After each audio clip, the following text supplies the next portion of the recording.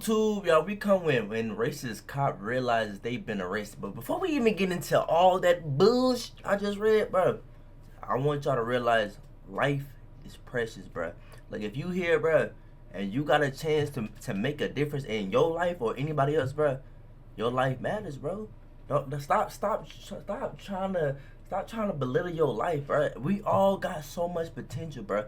We just all gotta make a decision, like, if we gonna live up to that potential. You gotta make a decision it's gonna be hard. You gotta make a decision every day to get better. But look, once you make that decision every single day, and like within years, weeks, months, you gonna notice a change, bro, in your life and those around you. But I love y'all. Let's go ahead and get into the video. Welcome new subscribers, new people. Racist cops have always been around, going around abusing their power on minority groups. He saw this and he wanted to make a problem. But what happens when these racist cops get caught in the act? I'm on the same side as you. No, you aren't. Here are 3 examples of when racist cops are caught, starting with the shocking case of Kyle Erickson, who tried to frame a black suspect. A little bit of weed. On the 13th of March, 2018, Officer Kyle Erickson and his partner pulled over Jason Serrano and his friend for an apparent broken taillight. However, this stop ended up getting seriously out of hand when a cop tried to plant evidence. The car smells like marijuana, so we're gonna check it, alright? Then that's it. Then I gotta make sure everything's good with your end. Just get the taillight fixed. There's nothing in the car, you'll be good to go. Alright? Immediately, the cops claim they can smell marijuana in the car and say that they're gonna have to search it. Usually, a civilian has the right to refuse a search, but if the cops have probable cause to believe a suspect has committed a crime, they can bypass that right and search their property without consent. Smelling weed on the property technically counts as probable cause, and because it's impossible to dispute while looking at body cam footage, it's often used as a way for corrupt cops to easily begin a search without the suspect's permission or a warrant. I need to check the car, so I need you to hop out. I'm getting up. Okay. Hang on with me.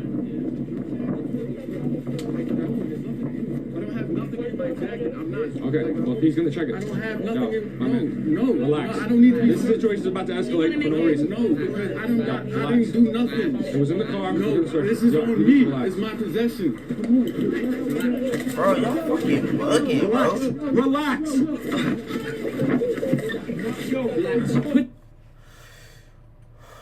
Hey, yo, for those who say I pause too much, bro, you just, boy, wow, I'm swear to God. Look, bro, I just hate cops like this, bro. Like, man, like, bro, and I hate people who put these niggas in this position, bro. These niggas weird as fuck, bro.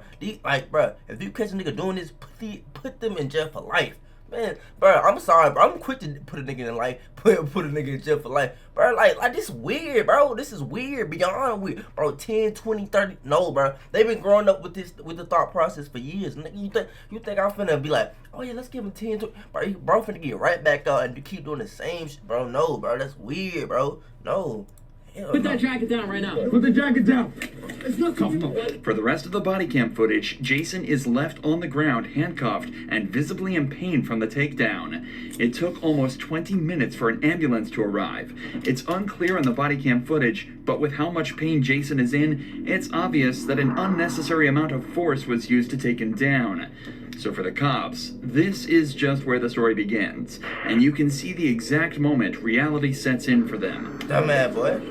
Alright, searching the rest of the car. Actually, I'll let you check. Yeah. There's my flashlight. I'll stay with him. The officers are fully aware that they've hurt Jason, and if their car turns up empty, all they've done is searched a car without a warrant and used excessive force to unlawfully detain a civilian. Weird. However, if they do find something illegal, then all of that should magically go away, as Jason and the driver go from civilians to criminals, and they're just helping bring them to justice. At this point, it's not necessarily just about race. They're trying to save themselves after making a violent mistake. Obviously, this is horribly corrupt, but nevertheless, the stakes are high for the cops. Their jobs are on the line, and they have to find something. No, she has a proper documentation for the plates. Temporary registration's fine. I just ran her permit only. I got no faith, bro. He doesn't have a driver's license. Like, every day I look at these videos. Yeah, that's pretty much it. And just seeing my partner. My faith in humanity goes down each time, bro. Like, this shit's trash, bro. Oh, fuck this police. Fuck the NYPD. See nothing. How about that? I'm police. After searching the entire vehicle for about 5 minutes, the cops turn up nothing, and they both start to seem more and more agitated. But here's where things start to take a dark and shady turn. When the officers fail to turn up anything, they decide to get a little creative. See nothing. You know what I mean?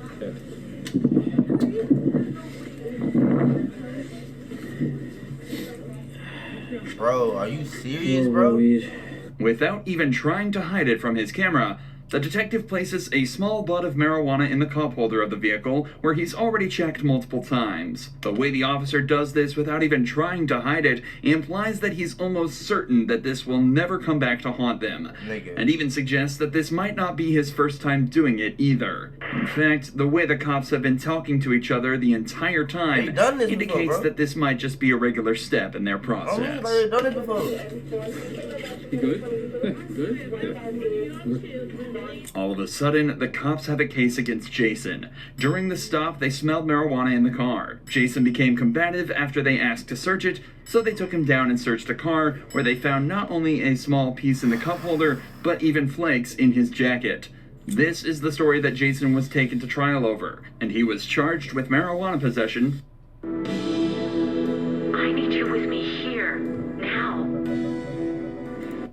Resisting arrest, and obstructing governmental administration. Bro, do you know how many people this probably happened to, bro? Like, I'm not even just mad about this case, nigga. Because this is one in fucking millions that's probably fucking happened. Bro, you think this the first nigga they got like that? And like, bro, this just probably like one of the few people they caught, bro. Hell nah, bro. And bro, I'm so glad they got these damn fucking body cam.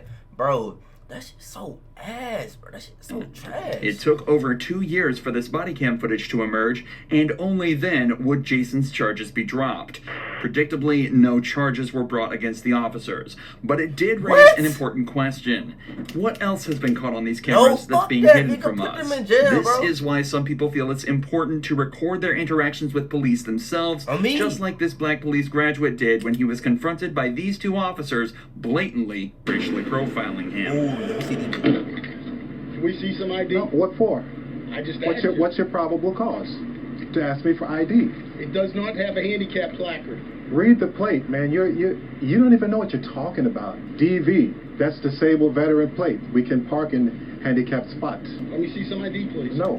The man recording is a graduate of the nearby police academy and was wearing full gear and uniform, including his duty belt with a loaded weapon. Because he's police academy certified, he's completely within his right to wear the gear, but the officers aren't buying it. So the graduate tells them to run his name through TCOL, an agency that, amongst other things, keeps track of every police officer in Texas. If the graduate is cleared to wear his gear, TCOL will prove it. Run it. Run it. Call T-Cole. You have no justification or probable cause to run up on me. Yeah. Why? Why? Why are you detaining? You detaining me? No. Then my question is, are you detaining me? Okay, so then don't tell me where to go. He's not too smart because first of all, even you know, if I have disabled veteran plate, I can park in a handicapped spot. Even you know that. No. They ain't just changed that. It's been that way. The problem the officers had. So then tell me to move. If they did change it, my nigga. Okay, my bad. I'll move. The fuck y'all, bro? No, y'all fucking bugging. Was that the graduate was parking in a handicapped spot without displaying a parking permit. But his car has a disabled veteran plate, a license plate given to many Army veterans who've made a bodily sacrifice during their active duty. Owning the plate lets you park in handicapped spots without a permit. All my veterans, this is fairly common knowledge across America, especially for cops. Dummy. But it seems that these officers forgot about it here, and the graduate thinks he knows why. He just saw this, and he saw this, and he wanted to make a problem. That's your reputation there, Joshua. Come on, man. Yes, it is. How many black officers you got?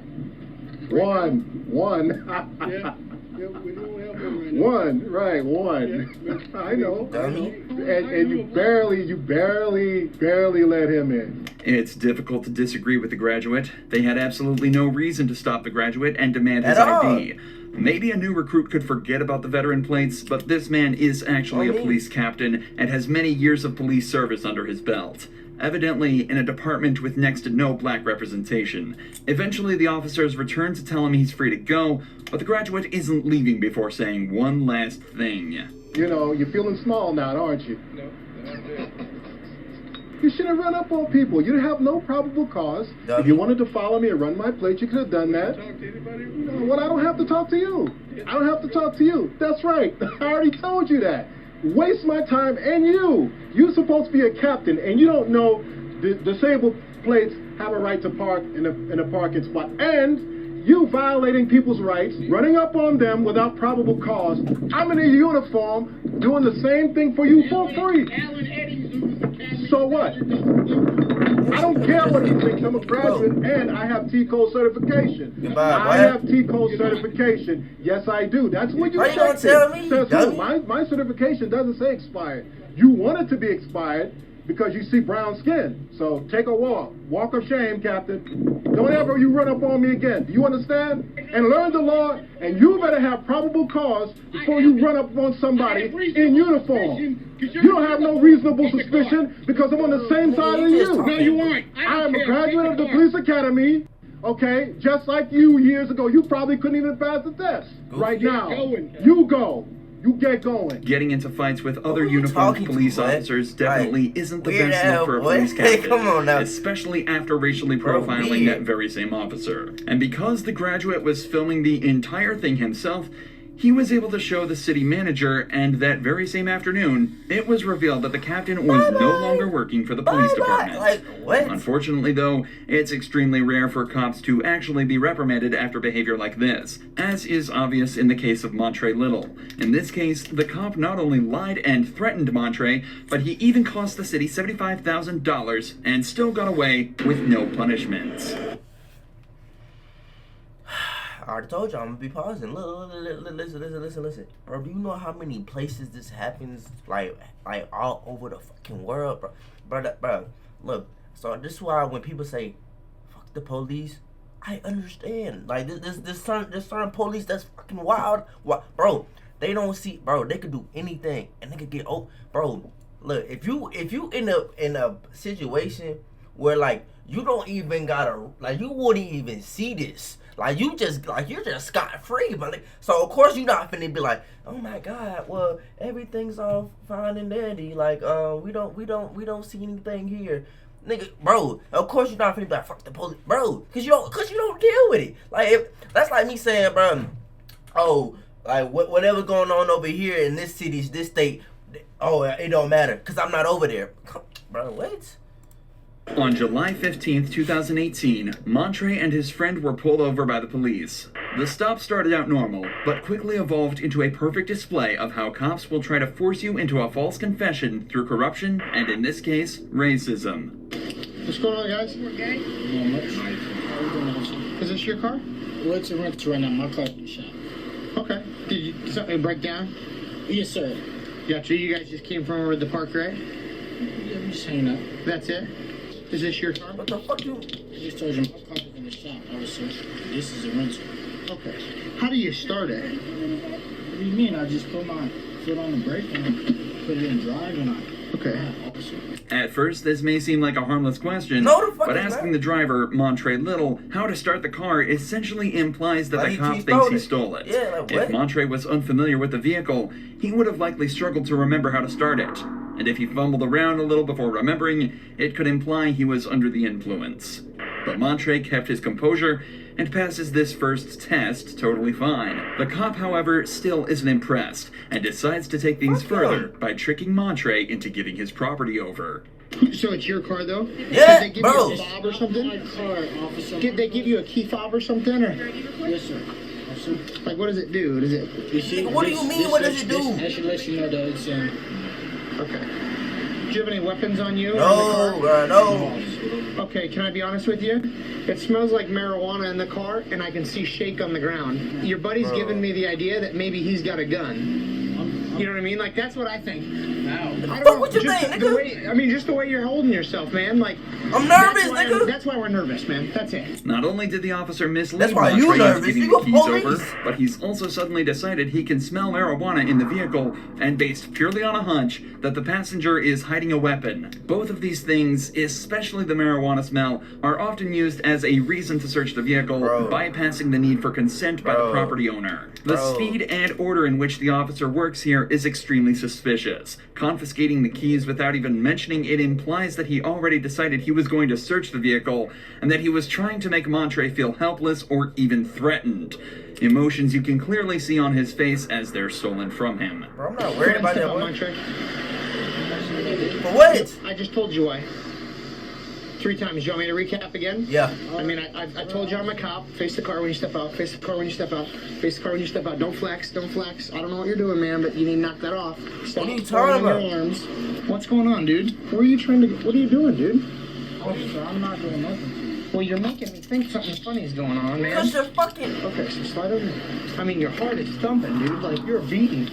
Officer, don't, please. Everything the cop has done and said so far is textbook in terms of corruption. This is obviously a serious event for Montre, but the cop is deliberately trying to I be wouldn't say lighthearted so and much, jovial bro. about the whole thing. But I'm holding it using back. words I such as swear to God, I'm funny holding and it back. silly I to swear. purposefully seem condescending. Ooh, He also mentions that Montre's heart is beating fast and that he seems nervous. I'm nervous, dude. Another classic observation that appears time and time again in these cases. Bro, look, listen. What do the cops expect you to be fucking thinking? Like, nigga, you just pulled me out of my car. You just said my friend has a gun when he don't. I know this nigga don't got a gun. You said there's fucking weed in the car when I don't even smoke weed. You say there's weed on the floor when I don't even smoke weed. You took my keys without my permission, and then when you didn't even get out when I got out the car, you didn't even ask me. You didn't question me. You said turn your back to the car, and then when I step out, you said stop flexing. Of course I'm thumping because you just added all these fucking false. What are you talking about, bro? Bro, that's like me, bro. Literally, that's like me going to this police officer and saying, "Yo, you shot that kid." Oh no, I know. Hey, you shot that. Like, and then everybody just like, "Oh, you shot that." Like, bro, what are you talking about? Like that. Think back to the stop of Marion Humphrey, whose truck was searched for the sole reason that he seemed nervous. Innocent civilians such as Montre will always feel anxious or even angry in this situation, and it's an easy observation for cops to make to detain them and obtain probable cause, which is exactly what the cop did. Look, ain't nothing in there. Oh my God, it's some Gatorade, some food. The search uncovered nothing illegal in Montre's car, but the cop kept him in the back of his patrol vehicle. This is where things start to get really shady. I did everything you asked me to, officer. You thought there was a weapon? There's no weapon. We wasn't doing anything wrong, officer. I'm not sure why you pulled me over. At your rental, everything is fine. There's no breaking taillight or nothing, officer. I did nothing wrong with you. Did I make anything up when I said the car smelled like marijuana? Yes. Yeah, a little bit. Hold on. Because there was nobody smoking in the car. Is there marijuana shake on the floor of the car? Officer, that was cigarette ash, okay? You didn't find no marijuana. I'm not charging you with marijuana. But here's what. If you want me to be real with you, like I want you to be real with me for a second. Like, did I make that up? Yes. I believe so, officer. Okay, so you want me to just write you the ticket for the stuff that I have to write you tickets for? If you think that I'm lying, like, then we'll go to court and we'll talk about it then. Okay. Or do you want to just be real with me and I'll be real with you? Nigga, this. Montre is being aggressively backed into a corner. The cop obviously knows that Take he's done me to something court. wrong. He's only trying to get Montre to forget about it and move past it without further incident. When he doesn't, the cop threatens him by saying he'll write up the ticket and he'll have to take it to court, where it'll essentially be Montre versus the world. It's also important to remember that cops are allowed to lie and use deceptive tactics to extract a confession. If Montre had told him that he didn't make up the smell, then in a weird, twisted way, he essentially just admitted to possessing illegal drugs. Luckily, Montre maintained his story and was reluctantly let go by the cops. Bye-bye. Just days later, Montre sued the city and after a year of fighting, reached a settlement of $75,000 based on an unlawful traffic stop and warrantless search. Give me that. The I cop need all was of it. removed from patrol duty, but not fired, despite leading one of the most callous displays of corruption ever caught on camera. I ain't But surprised. the police are extremely good at one-upping themselves when it comes to corruption. Take, for example, the time when 2 Californian cops essentially kidnapped a man eating lunch in his own car. What's going on? You live around here? Hey, don't touch, bro. Relax. Hey, you match the description of somebody, okay, that just committed a burglary in the area. Okay, you're on camera. So don't step out of the car. Is your body cam on? It's on. Yes. It's on. What? Step on out, dude. We'll explain everything to you, okay? Just step out of the car. Step out of the car. I'm not stepping out of the car. You're being detained for a burglary investigation, okay, sir? So step out. No. Do you live in the area? I'm not answering questions. I want my lawyer. Okay. Step out of the car. You're being detained right now. Alright? Step out of the car. Firstly, the suspect named Jamal Williams does everything right. He tells the cops he's not answering any questions until he has a lawyer. Unfortunately for him, though, the cops aren't having any of it because he matches the description of a suspect that technically gives them the right to detain him while they investigate further. What's interesting is that the only description the cops had was that it was a black male wearing all black in his early 20s. Possibly a red t-shirt underneath. Jamal is 40 years old, wearing a red hoodie and gray sweatpants. It's also incredibly hard to punish cops for detaining someone that doesn't match that description, as they could just say they thought he did. In general, the system is very lackluster, but it shouldn't necessarily harm or bother Jamal. Not unless the cops do this. Sir. Step on out, dude. You're on camera, dude, so don't do anything dumb, okay? Hold on, I'm gonna get this on camera. Go ahead, you can record. Step out of the car, please. He's being aggressive. Hey, stop resisting, dude. Stop resisting. Why are you? No, man. Okay. Call your supervisor. Call your supervisor. Is he holding him in the car? Call your supervisor. Call your supervisor. Stop, dude. Call your supervisor. Call your supervisor. I'm gonna chase you, dude. Wait, what is he doing? Call your supervisor. Yeah, I'm calling your supervisor. Give me your hand. Don't give me consent to touch me. Don't reach. I don't give you consent to touch me. Don't reach. I don't give you consent. Handcuff. Initially, Jamal showed no signs of aggression and no signs of resisting. He was just trying to open his phone to record the interaction for his own safety. Nevertheless, the cop immediately said he's being aggressive as Jamal was willingly stepping out of the car. Step out of the car, please. He's being aggressive. This obviously frustrated Jamal, and he later admitted from then he did try and stay inside the vehicle. But the amount of force the cops used from here on was completely unwarranted. One cop even pulled a taser and threatened to use it on Jamal, despite him posing no actual threat. Jamal is then handcuffed and kept face down on the tarmac while multiple other patrol vehicles arrive at the scene. For a man guilty of nothing other than eating his lunch, that sure is a lot of cops. If we take these off, are you going to cause a problem? Are you going to kick any windows out, anything like that? I don't answer questions. Leave one, then that's fine. That's fine. We're going to stand him up and get into a car. Just leave him here until fire season real quick. Make it easy. He doesn't want to walk. He doesn't want to answer questions. So we'll just leave him. All right. Is your first name Jamal? That's what the park is. I don't give you consent to go in my car and check my car. I don't give you consent to check my car. You're violating my Fourth Amendment constitutional right. So I think we can move forward and try to at least get on the back seat. Yeah. All these damn cops, right? But it's actually a nigga out there burgling and shit. Look, just 1, 2, 3, 4, 5, 6, 7, 8. Like, bro, all you cops are so worried about a burglar. Where are the other cops? Like, bro, like, if y'all do this with every black man y'all see, bro, that nigga's gone. Like, what? What's your name, guys? Why are you guys kidnapped? I can't talk to you until you help me out. Tell me, why am I being kidnapped? Let's say movie, we'll figure that out. I'll let you know. Can I find a car for Okay, we'll talk when he gets here. At this point, there are over a dozen cops at the scene, and Jamal is fully restrained in both handcuffs and leg wraps.